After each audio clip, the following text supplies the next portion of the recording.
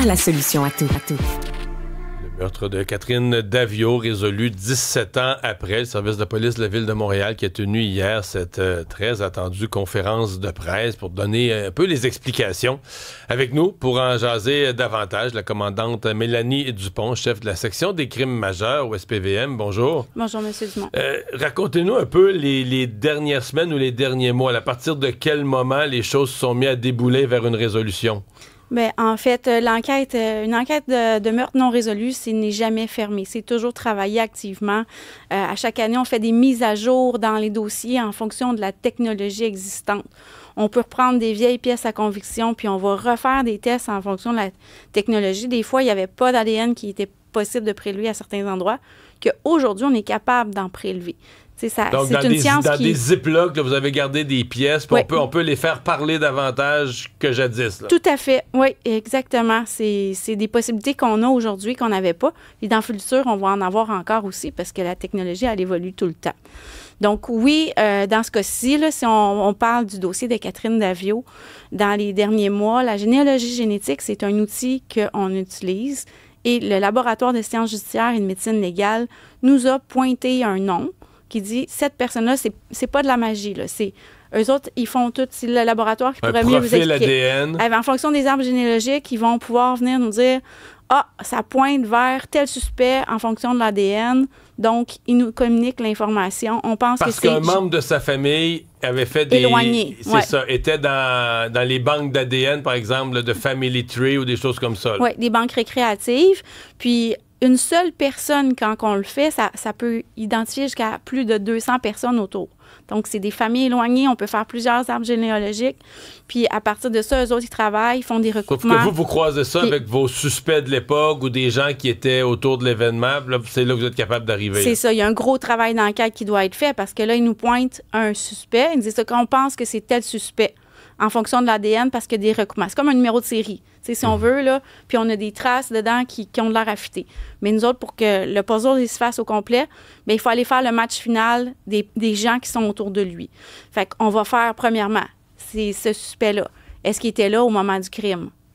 C'est la première étape, parce que si on a un nom de famille, une famille, il faut quand même tout démontrer, à corroborer l'information dans l'enquête pour s'assurer qu'on a la bonne personne. Pour aller à la finale, qui est d'aller vers les gens qui sont autour de M. Bolduc, pour aller confirmer l'ADN. Dans ce cas-ci, il était mort. Sinon, s'il avait été vivant, on aurait demandé une ordonnance au juge pour aller chercher son ADN. On aurait eu le match tout de suite. Fait que c'est sûr que c'est plus compliqué parce qu'il était décédé. Il avait été incinéré aussi également. Lorsque tu es incinéré, on ne peut pas recueillir ton ADN. Donc, il fallait aller à un membre de sa famille immédiate, c'est ça? Oui, il faut le faire par filiation. Donc, il faut aller autour de sa famille immédiate, puis en confirmant à plusieurs personnes. Donc, c'est toujours avec le consentement de la personne. Fait que la famille doit collaborer, on leur explique c'est quoi on fait, pourquoi on le fait. C'est pour résoudre un crime de Catherine Daviau qui est un crime important. Et c'est comme ça qu'on en est venu avec l'enquête. Un niveau de certitude, oui, parce que l'ADN qui a été retrouvé sur la scène, il faut que ce soit une ADN qui est significative aussi. Il faut qu'elle ait un lien avec le crime, un lien avec la victime, un lien avec le suspect.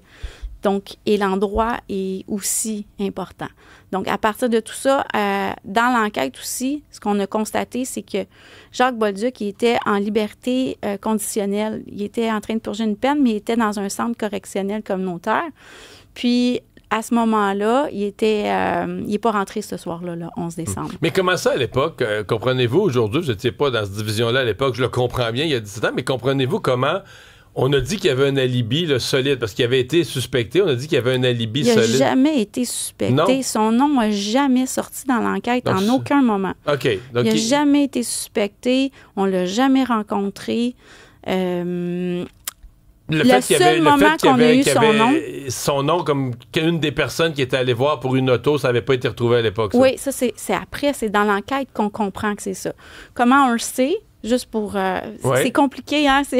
C'est dans le fond, quand on a réalisé la généalogie génétique, le nom de Jacques Bolduc est sorti avec la généalogie génétique. Fait qu'à partir de là, ça nous a pointé.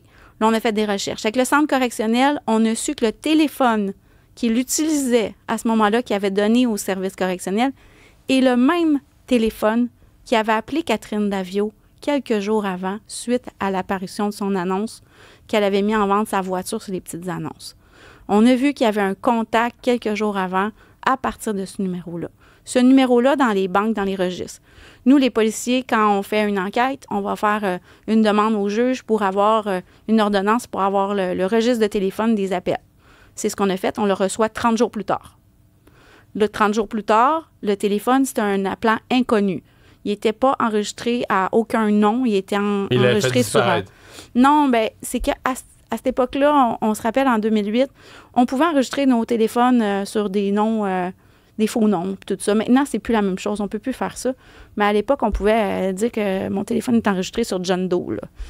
On l'a vu souvent, ça. Mm-hmm. Fait que là, il était enregistré sur une personne anonyme. Il n'y avait pas. Lui, s'est fait arrêter 2 jours après parce vu qu'il n'est pas revenu au centre correctionnel ce soir-là. Il a été réarrêté. Il a été réarrêté 2 jours plus tard alors qu'il essayait de voler une voiture à Sherbrooke. Quand il a été arrêté, là, son téléphone il a été confisqué, tout ça, puis son téléphone a été fermé et le numéro de téléphone a été rattribué à quelqu'un d'autre.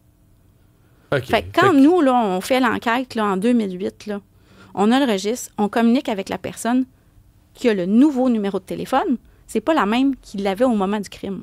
Je comprends très bien. Et c'est cette personne-là, la fois quand on dit qu'elle avait un alibi, l'histoire qu'il y avait un alibi, c'est que c'est pas la même personne carrément qui avait le téléphone à ce moment-là. Pas du tout.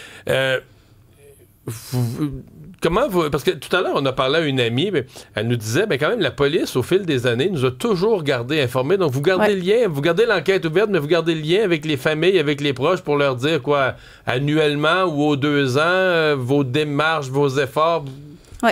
Chaque famille est différente. Il y a des familles qui ne veulent pas être contactées parce que ça ravive trop de douleur. C'est trop difficile. Il y a des familles qui préfèrent être contactées juste quand on a des résultats.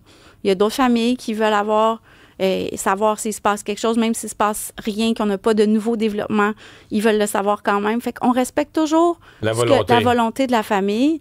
Puis, à partir de là, nous, on fait des mises à jour dans les dossiers. On informe après qu'on ait fait les mises à jour, mais c'est pas dans tous les dossiers qu'on a de l'ADN. C'est pas dans tous les dossiers qu'on a... Il y a des témoins qui sont morts aussi. Il y a quand même des grandes difficultés dans les cold cases. Ouais. Les meurtres non résolus. Plus le temps passe, plus évidemment exactement, c'est difficile. C'est extrêmement difficile. Commandante Dupont, merci d'avoir été avec nous aujourd'hui. Merci à vous.